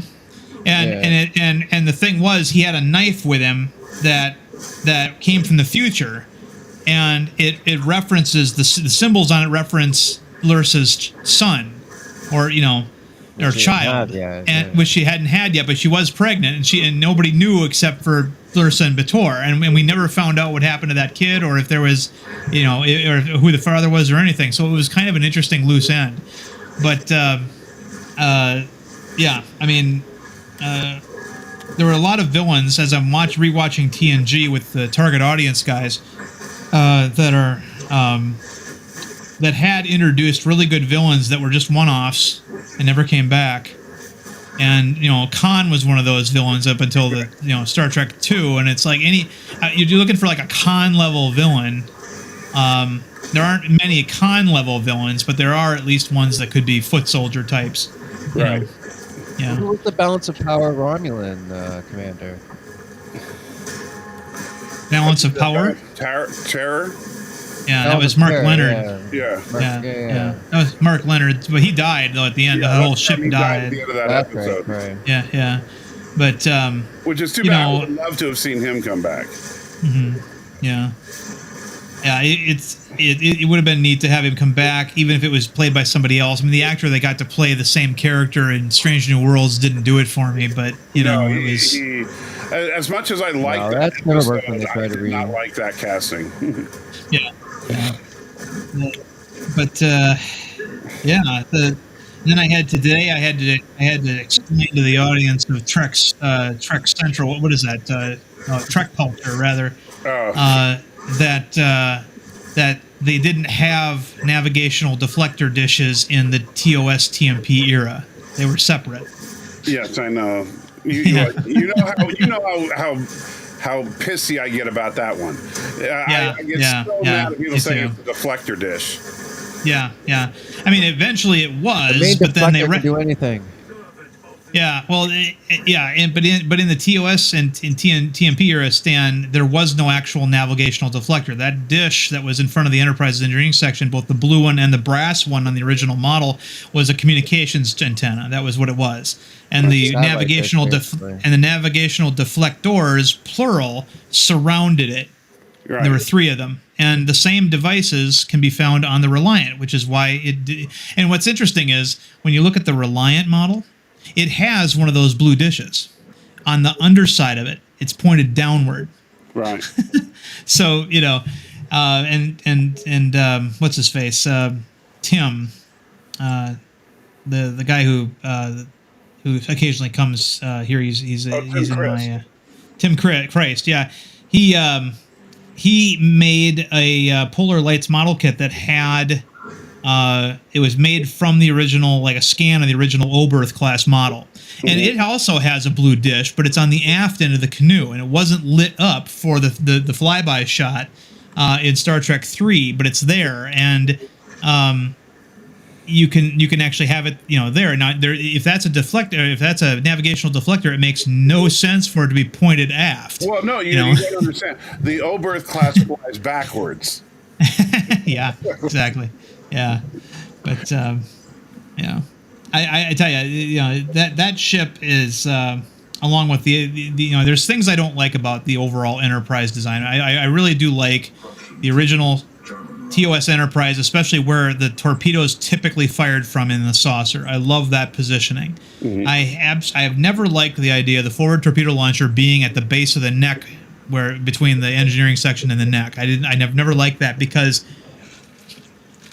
I don't like the idea of a torpedo having to starting its launch in the middle of the length of the ship and having to go, out, and part of it is just because you want the torpedoes to be fired from an extremity of the ship, not from, Well, and one of also, the if you things. think about I do appreciate the main engines being separated from the body of the ship. well, Right, the whole concept of the original Connie, Yeah. from a design standpoint, the Matt Jeffries concept was that the lower cylinder, was the secondary Yeah. hull, was just Yeah. the engineering section and the shuttle bay. Right. Like the Right. drivetrain sort of thing. That's right? it. Yeah. Yep. Exactly. Yeah. The saucer was everything else. The saucer Right. had all the med labs. It had all the main weapons. It had everything except why engineering and the I shuttle say bay. TNG, they should have separated a lot more often when they got into trouble than they actually did if they Well, had the special effects budget. technically in TNG, they should have separated in most episodes. Yeah. Let's get these families out of here. And Yeah. I do like the fact that they were like, Borg, huh? All right, we'll keep the families on board. Yeah. Yeah. Well, I mean, I've said it before that I thought that the Galaxy class was the last gasp of an era when Starfleet was fat, dumb, and happy. Right. And when we see a Galaxy class ships fighting the Dominion War, they still have their saucers. They didn't just send the engineering sections. And so I'm thinking that those have probably been refitted in some way so that they're not. They don't have. I mean, this is just headcanon, my guesswork, right? But why would you send why would you send a fully a fully complete Galaxy class into fight if unless the phasers or the saucers on them have more in them than just like crew accommodations and laboratories and things. Right. Some people have suggested that that's where all the fighters were. They would fly out of the main shuttle bay, and they were in that whole. Most of that saucer is a hangar, for them, and almost like their aircraft carriers. Didn't like that idea because I preferred just regular old ship-to-ship combat, but it's at least a plausible idea. Well, was it only the Galaxy class that were really designed for families and for long? Oh no! I mean, Cisco's family was on the Saratoga, and that was a stripped-down Miranda class ship. So right. I think it was one of those situations where if they had room and you were senior enough, you could do it. The Defiant didn't have any family Starfleet quarters thing. or No. It was a Starfleet thing in the 24th century. But it died out by the 25th century. And I think the Dominion War had a lot to do with that, and the Borg incursion had a lot to do with that. Is the fact that Starfleet, like you said, was fat and happy, and then they realized, oh crap, there are still big baddies that are after us. And so they decided to stop making starships as luxury liners, and start making them as combat vessels. And you notice, like, because with the that's when we started getting the Saber class and the oh gosh, I'm forgetting the names of them, but the Akira class, Steam Runner, the Steam Runner. All those ships came after the Borg incursion and during the Dominion War. And it was because Starfleet realized, no, we need to be the military. Yeah. Yeah. And so, like, when I was talking to someone about, is Starfleet the military or not the military? I said Starfleet was the military until Star Trek VI, when they demilitarized Starfleet. But then in Star Trek, somewhere in between TNG and Deep Space Nine, Starfleet began to remilitarize because they realized there were still systemic threats out there. Why does Darren watch Nerd Fights not on Nerd Fights? I don't know, because he's Darren. Nerd Fights, what the hell's that? The Nerd Fights channel. New. Oh. So he's asking, why don't you watch me on you changed that channel to Exposed. No. The main channel. Salty Trekker is what changed to Exposed. Nerd Fights is a new channel. Brand new channel with 50 wasn't your no, it went from Anti-Trekker to Salty Trekker to Nerd Fights to Exposed. No. No, it was never called. This channel was never called. Oh, is it a new one, or is that Salt and Pepper that went to Exposed, or it went to? No, Salt and Pepper is now Salty Plus. There you go. Okay. And Nerd Fights is a brand new one. You and started. Nerd Fights is a brand new channel To share that we're with, going to start trying to hopefully- push in the coming year. Hopefully, a long-term relationship with. Yeah, Mr. I watch Know-It-All. Nerd Fights on Know It All's channel. Yeah. Well, Yeah, I do. eventually, because what we're trying to do is to get people to actually get in the habit of tuning in on the Nerd Fights channel, because eventually we don't want to just do Nerd Fights on the one channel rather than have it scattershot everywhere. Well, that's a good point. Does it help to have people on different channels, or Well, right is it now better it to have does, everybody only because, concentrate on the same channel? like most people that know me follow me on what is now called the Exposed channel, right? And so if I I logged do, in there because that's the first one that popped up. Sorry, that's the first one that popped up on my notifications was Right. the Exposed stream. and so since most people know me there, then if I don't say anything there and we just do it on Nerd Fights, then those people are going to miss it. And we want people to, but we're also trying to encourage people to go to the Nerd Fights channel, because eventually that's where it's all going to be. It's not going to be, Find us here, follow us there. yeah. Yeah. Right. But and then the Salty Plus channel will be different. But Nerd Fights is going to be focused in on me and Mr. Know-It-All's live streams together and nerdy content in general. And Mr. Know-It-All is working on taking some of the older videos that I've done on Salty Actually, Trekker and bringing them over to Nerd Fights. So he's working on that even as we speak. Yeah, some of the old Yeah. Old things like Borg the rundowns and series and stuff like that. yeah. And then we're going to continue doing. We're going to start doing like lore videos and stuff like that. Anyway, so so Darren, you say you got some stuff coming up. So are you going to hold off until the new year, or are you going to start pumping stuff out now? I'll hold off to the new year. Well, best of luck to you with it, because I mean, I do. You know, if I owned a production company, I would hire you as my consultant for submarine stuff. Because honestly, I think that I want to see more science fiction that feels more like submarine warfare. Right. Yeah. It's I think it's that's unique what- too. It's not something you find anywhere else. Right. That's- yeah. And it's And- rare still. Yeah. Yeah, and the thing is, like, when it's well done, you get things like the Battle of Mutara Nebula, and it's awesome. Yeah. But unfortunately, it's not done well very often. No. And as much as I like Star Wars, I prefer I prefer submarines in space, not jet fighters in space. Yeah. Yeah. I agree. Other submarines and dogfights. Right. So what did you think of Hunter Killer? Hunter Killer. I thought it was good.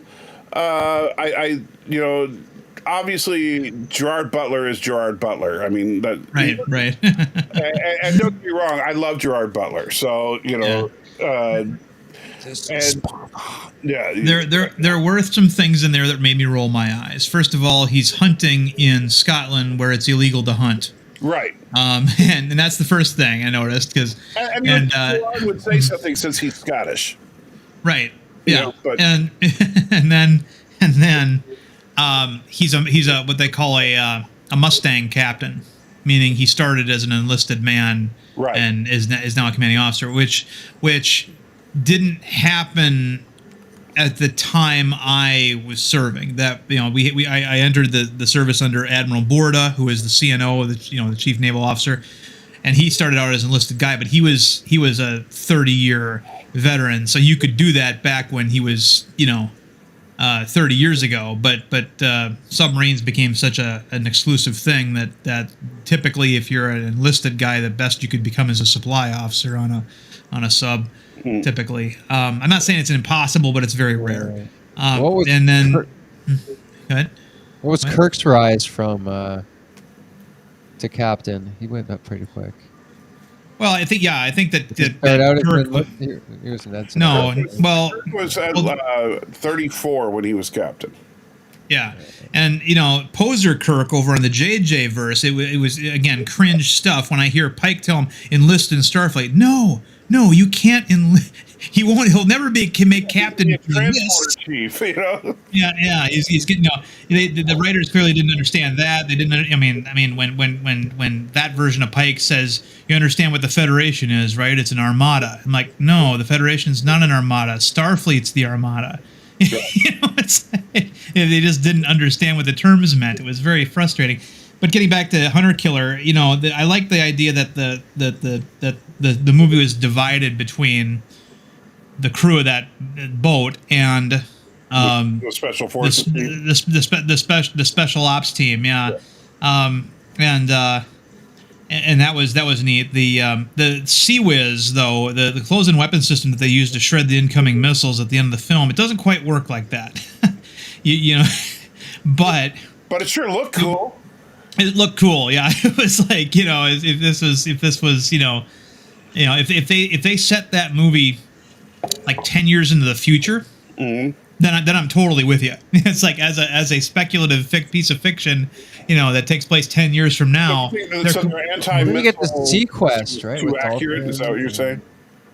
Well, no. It's close-in weapon systems. When you fire them, it's at an incoming missile. You don't fire them from the side. Oh, I see what you're saying. Because they target them going by as opposed to coming at them. Right. Yeah. It's designed. Again, aircraft carriers, things like that, don't have shields. They have Sea Whiz.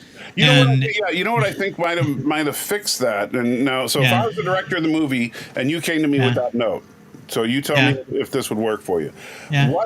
What if, when they were prepping for launch, the captain of the Russian boat ordered full ahead, put the boat in between them and the sub, and then shot them? Yeah, that may work. Yeah, it's just so that they could target it properly. Yeah, it was cool though. I have to admit it was a cool scene. I couldn't stand when they showed the entire the crew ready for underway, and there's people in the break room playing video games. On no submarine would anybody be playing video games during the prep for getting underway. Everybody would be doing something, and they had chiefs that looked like they were teenagers. They had, and then you had ensigns that looked like old men. It was just really weird. It's like they didn't know what the rank insignia kind of meant, and so right. It was weird. But and then that XO of that boat was a total nincompoop. But it's so just so you're aware, in order to become an XO, you have to be an engineer on your last command. There's a specific pecking order. You go. You're a department head at either navigation or weapons or whatever, and then if you want to move up, you have to be an engineer on your next boat, and then your next boat after that you have to be the XO, and then of course your next command is as CO if you get picked. Right. So the mechanical expertise and right. So the idea that his XO would have had like zero command experience at all was. Yeah, that didn't seem because you don't right. It's not like you were talking about Poser Kirk. Yeah, you don't have Daddy give you the keys to the starship. Exactly. Yeah, it was weird, and then of course it's jarring for me any movie I see where there's women on submarines. It's very jarring for me still, just because that didn't exist 25 years ago. What do you find to be the most accurate submarine movie you've seen? In terms of plot, it's Down Periscope. Oh, really? Yeah. Down Periscope is a comedy with Kelsey Grammer. He's a maverick submarine XO who's given command of a diesel World War II era diesel submarine for war game exercises, and we've actually done that. We've actually reactivated old diesel submarines for war game exercises. So that premise is fine. So and the target in the war games. Like, the fox and the hunt, and so the equivalent would be if you had some sort of war game exercise in the Berman era and they reactivated an original Connie for it. The F-14 and Maverick. They gave Riker that crappy old ship. They did, yeah. Peak Performance is a good example of it. Yeah, it was a derelict.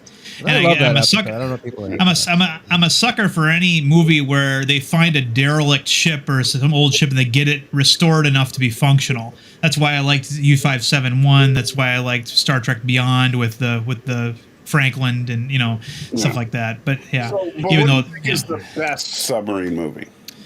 the best submarine movie in terms of it's a toss up between DOS Boot. I don't know. Yeah, it's a toss up.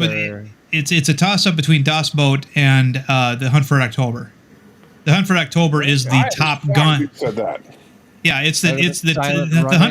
the Hunt for October is the Top Gun of submarine movies. Yes. Yeah. And so that's it's going to be a toss up between those two. I kind of want to lean a little bit towards Das Boat simply because Das Boat isn't just one of the greatest submarine movies ever made. It's also one of the greatest war movies ever made. Oh yeah, Das Boat, and you got to see it in German. I am Right. Yeah. Subtitles, very good. As much as I hate subtitles, that movie is worth watching. But well, then the nice thing about Das Boat though is that every single actor in that movie also spoke English, so they were able to redub the movie with their own voice actors. So at least you're hearing those voices, the correct voices. Right, but it's still better in German. There's something jarring about it, It is jarring. Yeah. Even the English translation doesn't match the subtitles if you watch it in German. That's true because a lot of words in German are unnecessarily long. Yeah. For example, Kriegsmarine is what they call their navy. We have a two-syllable word for that. It's called navy. They have Kriegsmarine. So it's yeah. It doesn't work. Yeah, But yeah, but the reason I'm just shocked you would say Hunt for Red October because I know you've complained about how inaccurate it is. The movie. Okay, so okay. The technology or about a guy defecting like that? It's all very. The movie. The reason why they made the changes that they made was for the audience's benefit. They wanted people to know immediately what sub. Please listen to me, Stan. They wanted to know exactly. They wanted the audience to be able to tell instantly what submarine we were now on. So when they switched from the Konovalov, for example, to the Dallas, they decided to make the Dallas using aircraft materials. So Dallas looked it almost reminded me a little bit of the Enterprise D in terms of like all that.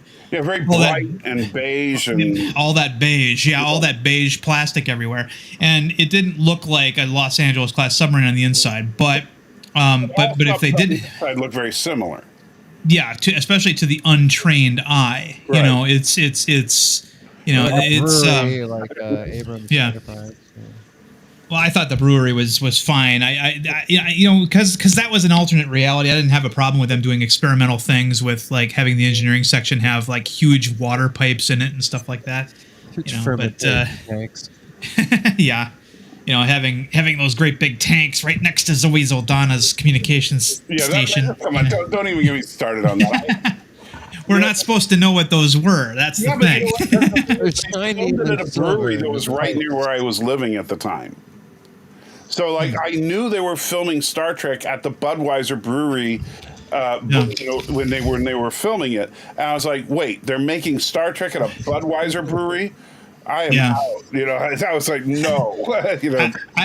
I appreciated though how they tried to make engineering actually look like an engineering space on a ship, and then when you get to the saucer areas, it's all pristine, like we would expect it to be. Big, but I think it should have made engineering look more like the set of something like from Hunt for Red October, one of the subs. Mm-hmm. It's obviously more spacious than a real sub, but it's supposed to be. It's a starship. Mm-hmm. Yeah, the movie though that you will get me to poo-poo on the most is Crimson Tide. Crimson Tide is awful. Now, as a thriller for a civilian who doesn't know anything about submarines, it's fine. It's a fine sub. The performances of Denzel and Gene Hackman and all the other, Viggo Mortensen and James Gandolfini are very good, right? But the entire premise of the film is preposterous because the Alabama has intercontinental ballistic missiles. They could hit their targets in port. Right. They didn't have the idea of them having to get into optimal range is dumb, and of course, submarine, especially on missile boats, the officers trained for just precisely the thing that happens in that movie, and so what you saw was a civilian's fear of what could happen when they don't know all the facts, of So what let me ask, as an actual submariner, so they got the encoded order to launch, and then they got the partial order, which is why Denzel wanted to not launch.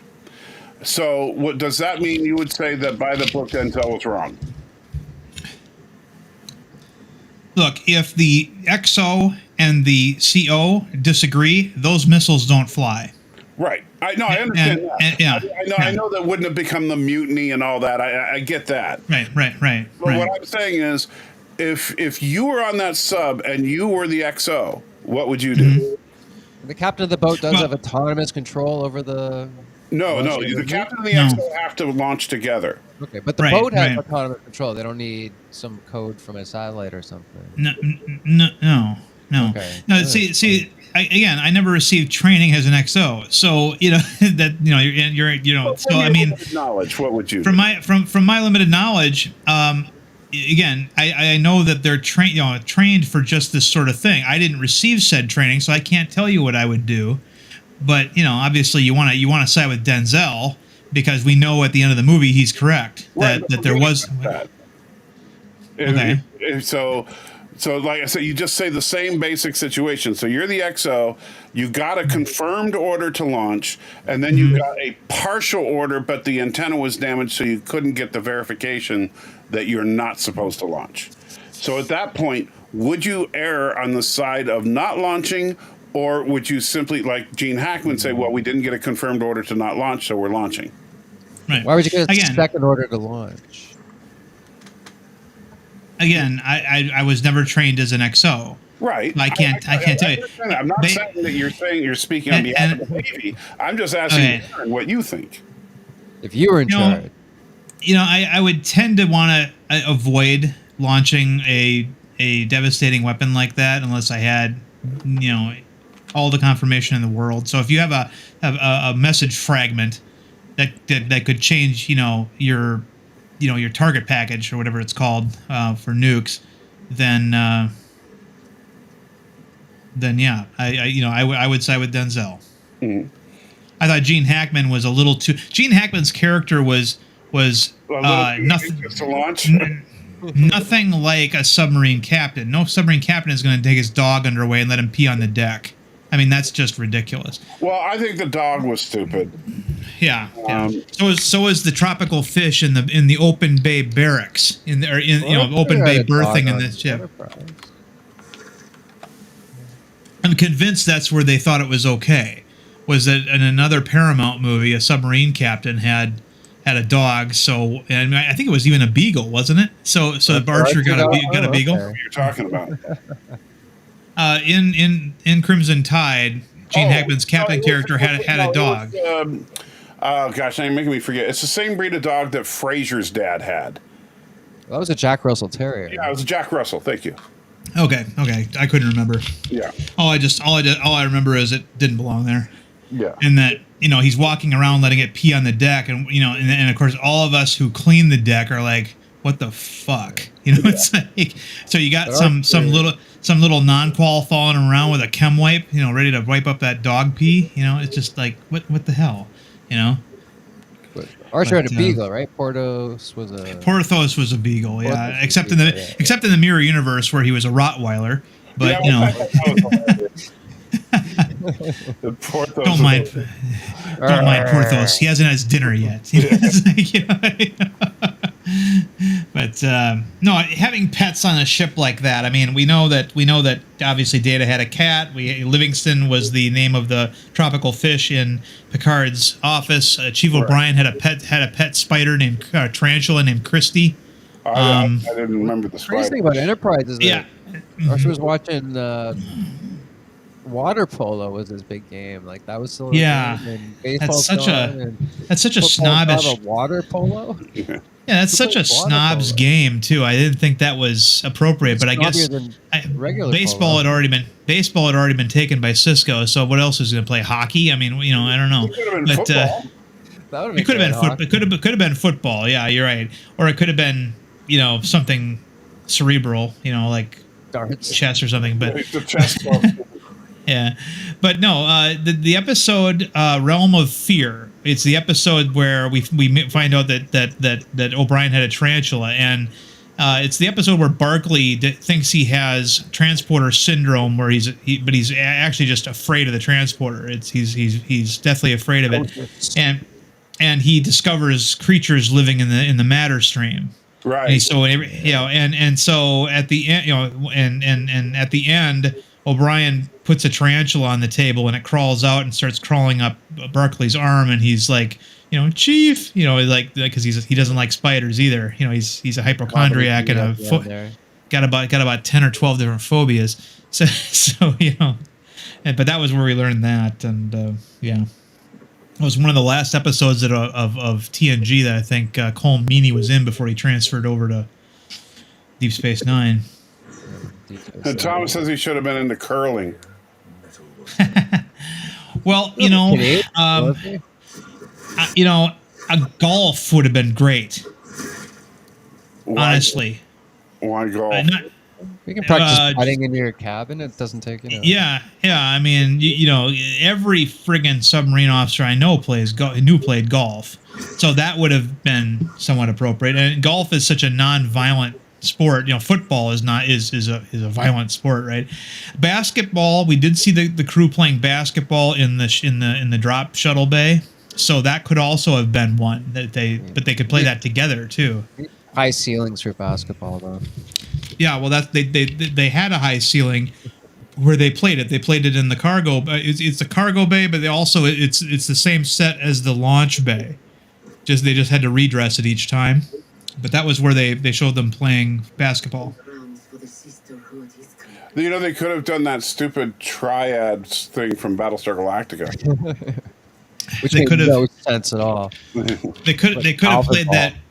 They could have played that wacky ultimate expression of the martial arts game that Riker and his dad did. Gopar Tetsu or whatever, Yeah. Blind American Gladiator. That should have been. That was. The funny thing is, and I don't know if you saw, I did a short where I mentioned it before, but in the original series in Charlie X, you actually see some people in the background fighting with weapons very similar to that. Yeah. Interesting. So you say, they were all doing it on the Enterprise, on the original Enterprise, but just Riker and his dad are the last two holdouts, I guess. One of my favorite little versions of the Vulcan, the Kirk and Spock weapons, right? Yeah. Just the amok time weapons. Whatever those were. Now, see, I like the little moment in the original pilot when Pike in the cage when Pike is walking down the hallway and there's a couple who are either going to or coming from a tennis court because they both have regular 1965 clothing and tennis rackets. I've always loved that little touch, but for yeah. Well, yeah, because that was one of the very few times I think it might be the only time in the original series where we saw people on board ship wearing civilian clothing. Right. Yeah, and that is jarring. That was what they were kind of going for with NX-01. They wanted Archer to be on the bridge sometimes, just coming up and within his underwear or whatever. Yeah. Baseball caps a lot in Enterprise. Yeah, I liked the baseball caps. I just didn't like the Navy design. wears them a lot, right? Yeah. They still do actually. Yeah. Well, Darren, when I win that $800 million lottery, I'll definitely bring you on board when I start my studio. That I'm going to do a series that takes place about 100 years from now with a crew of a Space Force vessel. Okay. That way, no copyright infringement. Suck on that, Paramount. It's the same freaking logo. No, Yeah, this is a war movie now. We're being Yeah, public domain by then, yeah. No, because you haven't seen. Look up the Space Force logo, which Oh, is it's close. It's close. yeah. Right? And so if you make a movie and it's that, people might say, "Oh, it's Star Trek, right?" No, it's Space Force. Space Force. And no, so I'm. Yeah, sorry. Go ahead. Trump will come after you. no, but I was thinking about doing something like that. That where make it feel very much like a submarine movie. No windows everywhere in the ship and stuff like that. Right. Basically everything is flyby instrumentation. And then but you get some beautiful exterior shots of what's going on. Well, like you typically do with a submarine movie. Right. Yeah, it's it's kind of okay. You guys remember the Star Trek Chronology by Michael Okuda? He had this is of course before Enterprise came out, where they showed you a typical Romulan ship during the Earth Romulan War, and it looked like a submarine with Romulan stuff on it. It had impulse, Romulan impulse. Nacelles and things like that on it. It almost kind of looked like one of their runabouts. If you saw the Romulan executive shuttle that Senator Vreenak came to Deep Space Nine in the pale moonlight, it's like a Romulan runabout. It looks an awful lot like that. I might be able to find a picture of it here in a second, but it's a fake. Yeah, Stephen McHattie. It's like one of the most memed things that Deep Space Nine ever gave us was that. And Creep is talking about how you say I say that I'm stupid whenever you're not on one of my chats. Well, yes, I know. I don't know who Creep is, so I don't care. Okay. Yeah. He's stupid. And Tom says after the stream you should watch Rings of Power season 2 episode 1. Oh. I was thinking about it, Tom. Just binge the whole thing tonight. What? I have to get up at 4 o'clock in the morning, so it's not going to happen. As soon as I'm sharing a CG rendering that somebody made of that ship. This is what Michael Okuda envisioned a Romulan ship during the Earth Romulan War would have looked like, and it's basically a tube with some Romulan like pylons and some nacelle on it. And I thought that was actually quite nice. I enjoyed that. That's actually not that far used for something else. Yeah, that's not that far off from a ship design I'm working on right now. Yeah, I like it. It works. The interesting thing to me is that the starboard nacelle is actually longer than the port nacelle. Yeah, that is kind of. It's almost like it was generated by AI these days. Yeah, but this was based off of an illustration in the in Star Trek Chronology, and this guy just made it 3D. But yeah, oops, went too far. So yeah, it's definitely from the top view you can see its Romulan heritage. Yeah, it's got the wing. Yeah. It definitely has that. But otherwise, it is like a submarine or an airship. It also kind of reminds me of a Zeppelin a little bit. But yeah, I thought I'd show you that. So. Yeah. There's some bulbous. All right, so with that exciting thing, we just got to see the original Romulan penis ship. We're gonna wrap it up there. But thank you, Darren and Stan, for hanging out with me, and all of you in the chat. And remember, you're the salt of the earth. I'm the salty trekker. And yes, he was nice today, but Darren is still kind of a jerk.